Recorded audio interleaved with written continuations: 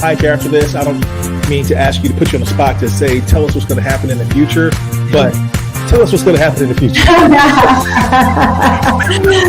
Good.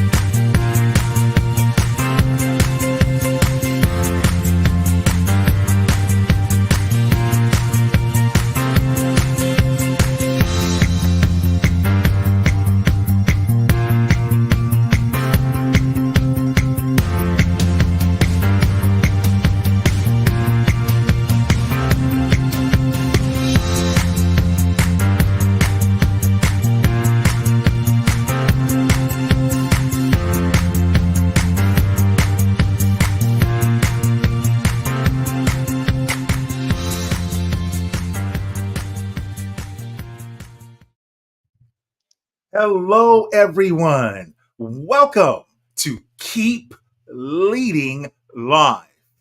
I'm Eddie Turner, the Leadership Accelerator.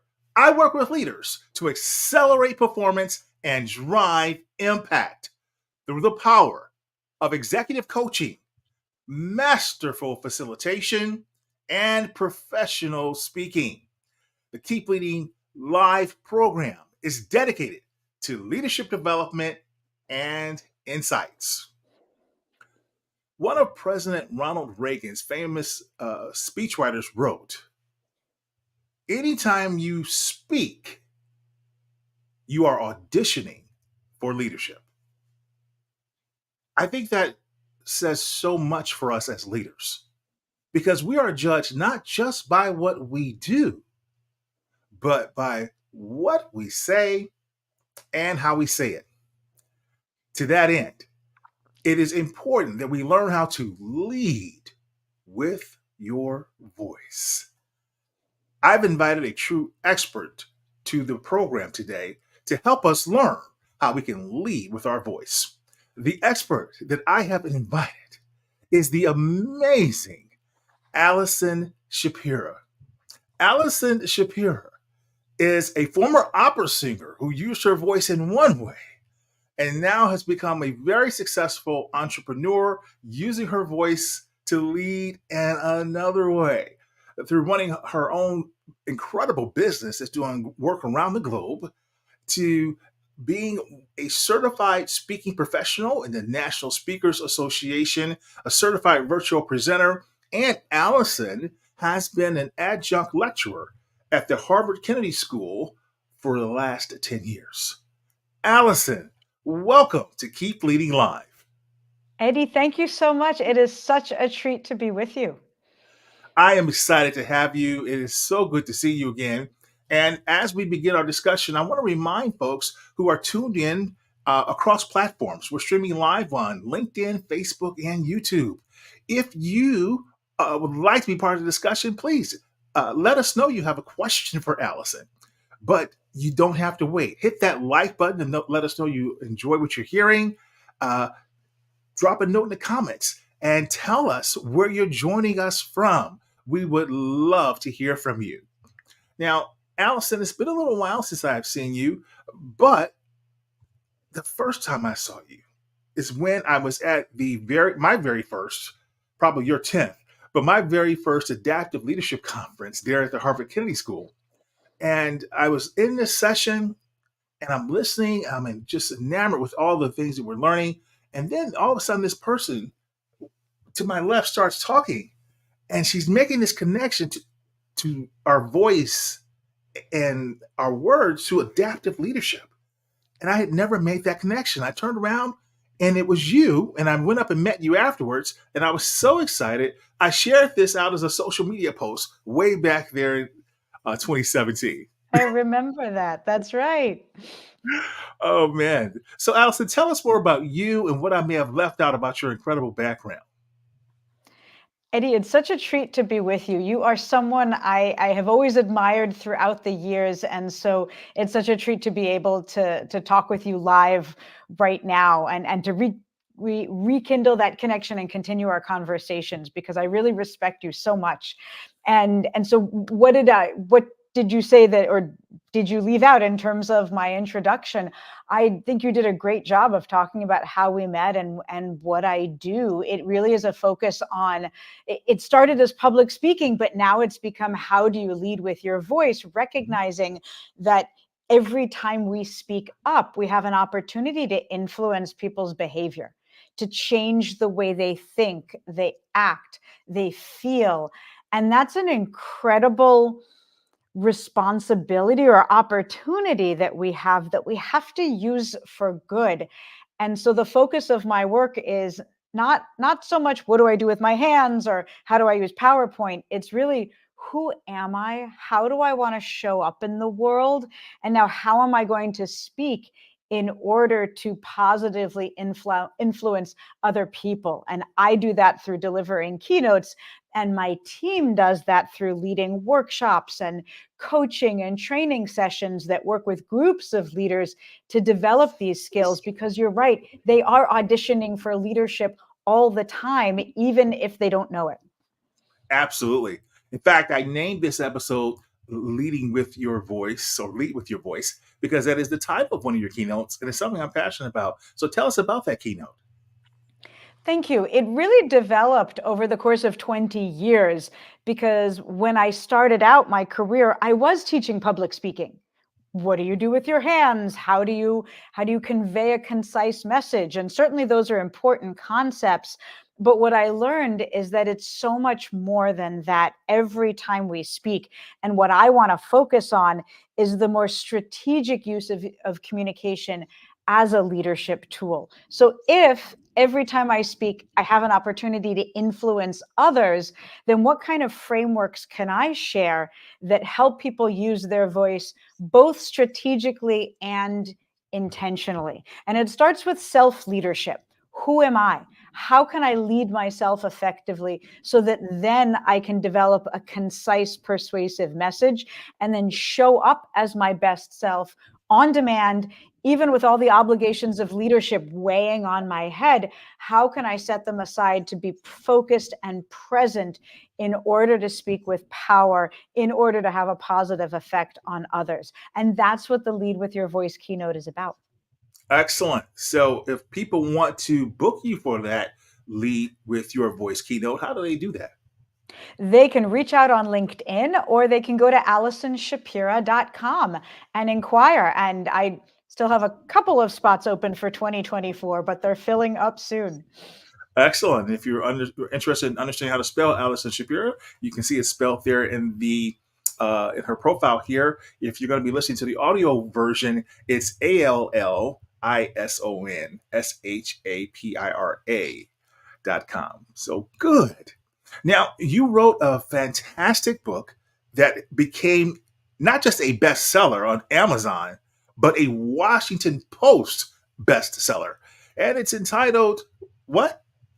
Speak with impact, how to command the room and influence others. Absolutely. And thank you for giving me a copy. I am proudly displaying the copy. And you also went on to help folks out during the pandemic by releasing the follow up. Mm-hmm. That's right. That's right. Speak with Impact virtually, which takes all of the core strategies from the original book and applies them to a virtual or hybrid setting. Thank you for mentioning that. Absolutely. So you folks have the option to get one or both, and you have a audio version available on Audible as well. Excellent. Thank you. Now, one of the Thank you, things. Eddie. Please go ahead. I know I keep speaking over you. Go ahead. No, my apologies. One of things that make your book so good is not only are you giving people really solid content to use, but you move into the how. You give them, as a Harvard professor would do, exercises and tech to utilize the techniques real time. If I am a listener to this program right now, what is one technique you can share to help me lead with my voice? I appreciate you sharing that because I wrote the book with a focus on a handbook for the busy professional moving into leadership. So the idea was you find out you've been promoted and someone comes to you and says, congratulations, you've moved into leadership, read this book. That's what the focus of the book is, as a usable, practical hand guide. And one of the most powerful tools I appreciate from the book is this concept of pause and breathe before you're about to answer a difficult question, before you're about to speak up in a meeting, before you go out on stage to inspire an audience. Pause and breathe. And there are actually three benefits I like to point to when you do that. The first is you protect your energy.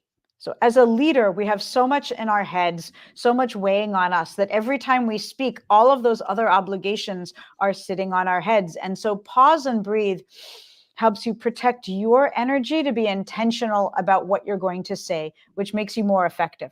The second use is that it helps you not just protect your energy, but project your energy in Mm, order to speak with power and confidence. And when you take in that nice deep breath, you give yourself fuel to project your voice across a room or across a camera lens. And then the third use of pause and breathe is to exercise leadership. And by that, I mean, very often as leaders, we feel like we need to jump in with the answers, with the solutions. And so often, and we learned this from Professor Heifetz, the answers are in the room, not in our heads. They come from people who have interesting insight, unique perspective that we can't see by virtue of our role or title. So when we pause and breathe before answering, we actually give other people an opportunity to speak up, to offer their thoughts, to push back, to voice a question that's on their mind. And if we don't answer it, then it's going to hold them back from engaging with us. And so it gives us a way to become better leaders yes. because we're becoming better listeners. So all of those are takeaways from the simple tool of pause and breathe. Beautiful. We become better leaders when we're better listeners. That is so important to remember. And I like how you said that we want to pause because we want to project, but also protect. Beautiful. Thank you. So, just some good tips coming from your book. You highlighted a man who we both love, Dr. Ron Heifetz. So, you and I know who he is, but help our listeners appreciate exactly who he is. He is a fantastic professor of leadership, and he and his colleagues created this term adaptive leadership, which is leadership for which there's no prescribed existing solution, leadership challenges for which there is no easy solution. He calls those technical challenges, when you can simply apply a framework and solve the challenge. But an adaptive leadership challenge is one for which we need to adapt our behavior, our workflow, our relationships in order to overcome those challenges. And those are definitive leadership moments. And I like how he describes leadership as giving people bad news at a rate that they can absorb, which sounds very realistic. And what I've always felt taking his classes and now being a colleague of his, which is such an honor, is the way in which our voice becomes a vehicle by which we exercise leadership. Just like that quote that you shared about auditioning for leadership. Every time you speak, you have an opportunity to create this environment where people can come together, each with their own piece of the puzzle that you're attempting to put together. And then that's how you can create those adaptive solutions to those leadership challenges. The way in which you communicate has a meaningful effect on your ability to bring people together to address those challenges. Absolutely. And anyone who's ever studied under Dr. Heifetz, it's an experience. It's transformational. And yeah, it's. Oh, I just want to thank you for bringing him up. And anytime we can talk about Dr. Heifetz, it makes me smile. Me too. Phenomenal. So, just a reminder for those who are joined us across platforms, I don't necessarily always see everyone. Sometimes people tell me afterwards I've missed their comment. So, if I've missed your comment, let me know. Drop your comment in, hit the share button to share this with those in your network. And if you have a question for Allison about how to use your voice or about the importance of speaking or influence, how to influence without authority and lead without power, certainly feel free to drop it in the comments for us. We have one person that says they're listening from Texas. They're listening on LinkedIn. And I see we have a couple people tuned in on Facebook. Allison, the ability to have earned your graduate degree from the Harvard Kennedy School and now be a adjunct professor there, and as you said, a colleague of Dr. Heifetz, what's that like? And you've been doing it for 10 years. It's hard to answer that question because the answer is difficult to put into words. But let me describe one takeaway from being a student at Harvard Kennedy School, and then a takeaway from being an instructor and on the faculty at the Kennedy School. Mhm. One counterintuitive takeaway that I had from my master's in public administration was feeling comfortable asking questions when I don't know something. And that feels counterintuitive because you think you graduate from Harvard, you have more answers, right? Well, certainly everyone expects you to have the answers. And then when you don't, then it's an opportunity for them to say, well, wait, didn't you go to Harvard? Right. So what I learned as a graduate student is if I don't understand something, I recognize that I'm a reasonably intelligent individual. And if I don't understand it, then at least one other person doesn't understand it in this room, whatever room we're in. So if I don't understand, I'm going to raise my hand. I'm going to ask the question and risk looking foolish, but knowing that I'm doing that on behalf of the other people who don't have the answers. So that was a great, powerful takeaway from graduate school, being comfortable not knowing and not letting it affect my sense of self or confidence or competence.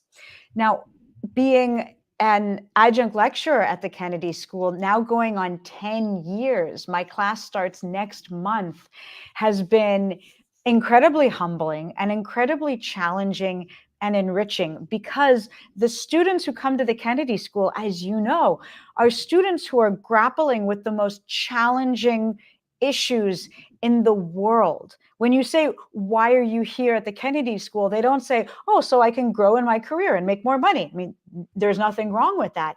But their responses are, I want to eradicate poverty in my country. I want to run for office and push back on the culture that exists in our country right now that's moving us in the wrong direction, to mitigate the effects of climate change. Their sense of purpose is so deep and so strong that when I'm teaching them, I realize it's my responsibility to give them the tools and frameworks to go out there and lead and make a positive impact. And I am honored by that. I love it, and I take it very seriously. And it's obvious that you do, and your students have benefited. And talk about how fascinating you are as a leader and as a professor. So kudos to you. Thank you. Yes, truly at the Kennedy School, it's about being more mission based than perhaps more financial based. And as you said, hey, nothing wrong with either or. It's just with personal preference, and that's why we have that big banner hanging when you walk into the Kennedy School. You are here.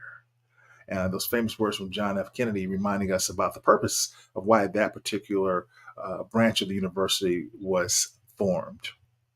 Now, when we think about your connection about public speaking and its relationship to adaptive leadership, can you highlight that for us? It's really using communication in the act of leadership. So again, it's anytime you sit down to craft a message, even if you're asking a question at an event and you're not even on the panel, but they open it up to the audience, you raise your hand, you ask a question, you have the opportunity to change the direction of that panel by virtue of your question, something so simple and yet so profound in our ability to influence others. So when I think about adaptive leadership, bringing people together, then it's using your voice in the exercise of that leadership. It could be, again, asking a question at a conference. It could be, and I've done this before in my work coaching executives, they come to me for help preparing a speech to a new team or during a difficult time in the company's history. And they say, okay, I need a speech that comes in and creates the solution and solves this issue for my team. And what I've suggested is not writing a speech, but writing a conversation starter by Mm, saying, yes. here's why we're here. Here's what we need to achieve. I believe we can do it. And I believe that for me to do that for you would be flawed. We need everyone's voice in this, or we need the voices of key stakeholders. And that's why we're going to have a discussion. And you, Eddie, as a master facilitator, understand that more than anyone here, because you recognize when people come up with the solutions themselves, it's so much more sustainable. They have Yes. so much more buy-in because they were consulted and brought into the decision-making process. So as someone who teaches, who speaks for a living and teaches other people to speak for a living, I also want to teach people to know when to stop talking and listen. Yes. And as you said earlier, when we listen, we're a better leader. Listening to lead. Now, that's fascinating. I love the example that you used about being just a person sitting in the audience and being your act of speaking up is leadership and has the power to even influence the panel. I watched you do that masterfully. Again, that's how you and I first met. I know you because you spoke up. I didn't go up and speak up, engage in conversation. I would engage people, but I don't think I sought people out like I sought you out afterwards to learn more about you. And then we discovered we were both members of the National Speakers Association. But it That's was right. because And you spoke up. so what's interesting is I also share that technique when I teach business networking, Yes. because by speaking up, and I introduced myself very briefly before I did, what I was doing was broadcasting to the audience who I am and what's important to me, which Hmm. means in that event where we had a few hundred people, I don't need to meet 200 people. The right people like you came up to find me because of what I said. So it's just like publishing a book is putting your thought leadership out there for other people to pick up on. Asking a question helped me attract the right people to me who are now part of my trusted inner circle. Yes. Now, what about those who are listening who say, I'm more bashful, I'm shy, I could never speak up in a group like that? Or, like one leader told me in a session, we were talking that something was happening on the just a company phone call. You have all the team members on, and one of the senior leaders came on, and they weren't necessarily comfortable with some of the things that were said because they felt they should go a particular direction, but everything was going in another direction. And my question was, is there a reason you didn't speak up? And the leaders felt like, I'm not high enough, or I don't know this person well enough, and I don't know what the ramifications of me speaking up could be. What would you say to a leader like that? It's a very nuanced discussion, and nuance is an important factor to consider when we do speak up. So you could look at that in two ways. First, you could say this person had a very real sensitivity to the politics of the room and the pace of the conversation, and felt it would be better to address that one-on-one. That is a valid concern, it's a valid sensitivity, and it might be the right answer in some situations. The other way to look at that is to recognize that we're at an inflection point in the decision making process, and something has to be said before we make a decision we can't go back on. And in that case, what I would say to that person is to ask themselves who they're speaking up for. Mm. Because if the answer is, I'm speaking up just to show off and let it be known that I spoke up in the meeting, that's not going to be an effective intervention. But if you're speaking up on behalf of someone else who doesn't have a voice in that meeting, someone else who'll be affected by the outcomes of those decisions, then you realize it's not about you. It's about the people or issues that you represent or care about. And the wonderful analogy that someone taught me that I share on stage is you realize you're not in the spotlight. You become a searchlight that you shine on others. And then it would be selfish not to speak up. Beautiful. Not always being the spotlight, but being the searchlight to put the light on others. Excellent illustration, Allison. Thank you for that. Well, I have absolutely enjoyed talking with you, Allison. What would you say is the main message you want to leave our listeners with? What do I want to leave you with? I'd like every single person here listening, watching, to recognize every time you speak, even if it's one sentence, you have an opportunity to make a positive impact on others. And so, before a meeting, before a presentation, whether or not you're on the agenda, be intentional about what you want to achieve and how you want to show up, and then come prepared with something that you would like to contribute. And even if somebody else says it, then all you need to do is say, I'd like to echo what Eddie said earlier because it's so important. Thank you, Eddie, for sharing that. You've spoken up. You've even highlighted somebody else and given the benefit to them to speak up, and you've used your voice at the same time. So recognize you always have an opportunity to change an outcome for the better every time you speak. Excellent. And on the Keep Leading podcast, the Keep Leading Live program, I always ask leaders, what is your favorite leadership quote or piece of leadership advice you've received that helps you to keep leading?